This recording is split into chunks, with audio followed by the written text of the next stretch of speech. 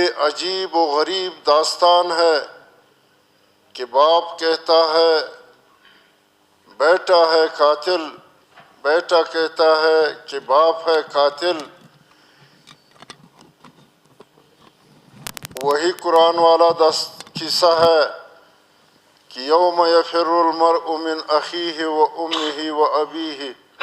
و صاحبتہ و بنیہ۔ ابھی اس دنیا میں قیامت کا منظر پیش کر کے باپ بیٹے سے بیزار اور بیٹا باپ سے بیزار ایک دوسرے کو قاتل قرار دے رہے ہیں۔ عورت نے قرآن مجید کا سہارا اور واسطہ دے کر پھر بھی ظلم سے اور مقتول ہونے سے نہیں بچی، اور یہ ہے ہمارے پاکستان کی اسلامی ریاست۔ اسلام میں تو اتنی گنجائش نہیں ہے۔ وَلَكُمْ فِي الْقِصَاصِ حَيَاةٌ، اسلام کا فلسفہ اور قانون یہ ہے کہ جو بھی قتل ہو جائے اور قتل ہونے کے جرم کیے بغیر تو اس کے قاتل کو قتل کر دینا چاہیے، کیونکہ اس کو قصاص کہا جاتا ہے۔ قصاص میں دیگر لوگوں کو زندگی کی ضمانت ملتی ہے۔ اگر ایک قاتل کو چھوڑ دیا گیا، ایک ظالم کو ظلم کا سزا نہیں دیا گیا، تو پھر دوسرا قاتل اور دوسرا ظالم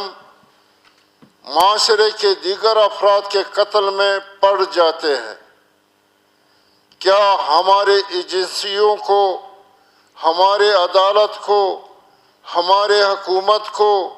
ہماری اسمبلی کو، ہمارے ذمہ دار لوگوں کو، ہمارے قبائل کو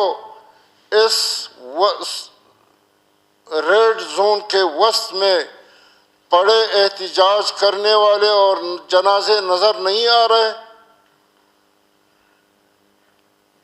اور دیگر لوگوں پہ دہشت گردی کا الزام لگا کے ان کے گھروں کو ویران کر کے شک کے بنیاد پہ کہ شاید اس نے اس دہشت گردی میں اس کا ہاتھ ہو، تو جناب چیئرمین صاحب، اب میں بھرپور مذمت کرتا ہوں، صرف قاتلوں کا نہیں، اسمبلی کی اس غفلت کی مذمت کرتا ہوں، عدالت کی اس خواب خرگوش کی مذمت کرتا ہوں، اور تمام ان ذمہ داریوں کی مذمت کرتا ہوں